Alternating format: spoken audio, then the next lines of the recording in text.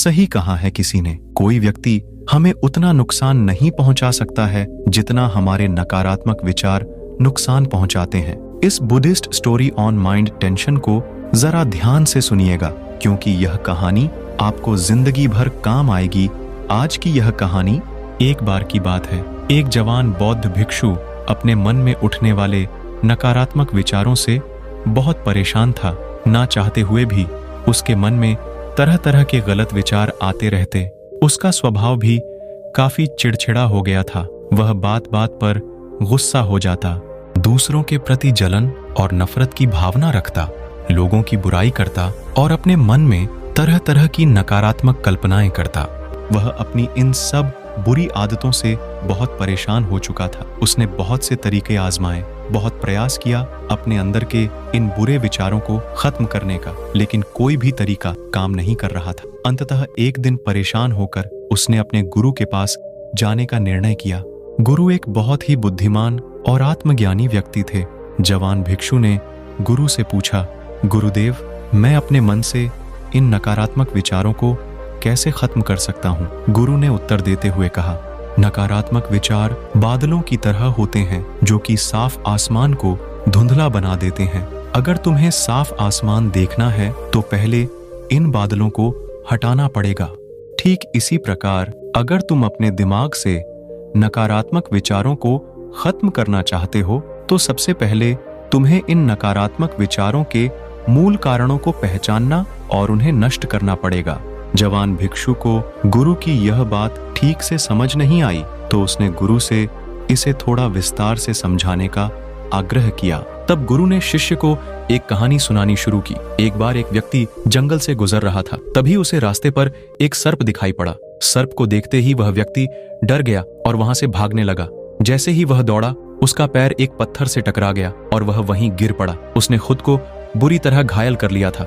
जब वह उठा और पीछे मुड़कर देखा तो पाया कि वहां कोई सर्प नहीं, बल्कि सर्प के आकार की एक लकड़ी थी जो कि रास्ते पर पड़ी हुई थी। यह देखकर उस व्यक्ति को महसूस हुआ कि उसे नुकसान पहुंचाने का कारण वह सर्प नहीं, बल्कि उसके खुद के अंदर बैठा डर और नकारात्मक विचार हैं, जिसने उसे घायल कर दिया।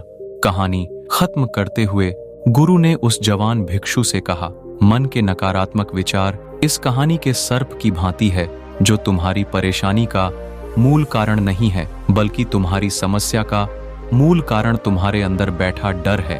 भावनाएं और अतीत के बुरे अनुभव हैं जो कि नकारात्मक विचार, गुस्सा और द्वेष के रूप में बाहर आते हैं। इसीलिए अगर तुम्हें अपने मन से नकारात्मक विचारों को खत्म करना है तो इसके मूल कारण को पहचान कर उसे नष्ट करना होगा। अब हम इस कहानी को अपने जीवन में कैसे लागू कर सकते हैं, इसके लिए कुछ प्रैक्टिकल टिप्स हैं। पहला, माइंडफुलनेस या जागरूकता का अभ्यास करो। अपने विचारों और भावनाओं के प्रति जागरूक रहो। देखो कि आपके भीतर क्या चल रहा है, आप अपने आसपास की घटनाओं पर क्या प्रतिक्रिया देते हैं। साथ ही मन में उठने वाले हर नकारात्मक विचार के कारण का पता लगाने का प्रयास करो। दूसरा, अपने अतीत की बुरी यादों, बुरी घटनाओं और बुरे अनुभवों को स्वीकार करो और खुद को वहीं दूसरों को माफ कर दो। तीसरा, अपने जीवन के सकारात्मक पक्ष पर अपना ध्यान केंद्रित करो और पास कुछ भी हो उसके लिए इस ब्रह्मांड का आभार व्यक्त करो। आभार व्यक्त करना हमारे नजरिया को सकारात्मक बनाता है और हमारे अंदर से नकारात्मक भावनाओं को खत्म करता है। चौथा, दयालु बनो, खुद के प्रति भी और दूसरों के प्रति भी, क्योंकि नकारात्मक विचार अक्सर बुराई और तुलना करने से पैदा होते हैं। अपने अंदर दया भावना रखकर हम ज्यादा सकारात्मक और संतुष्ट जीवन जी सकते हैं।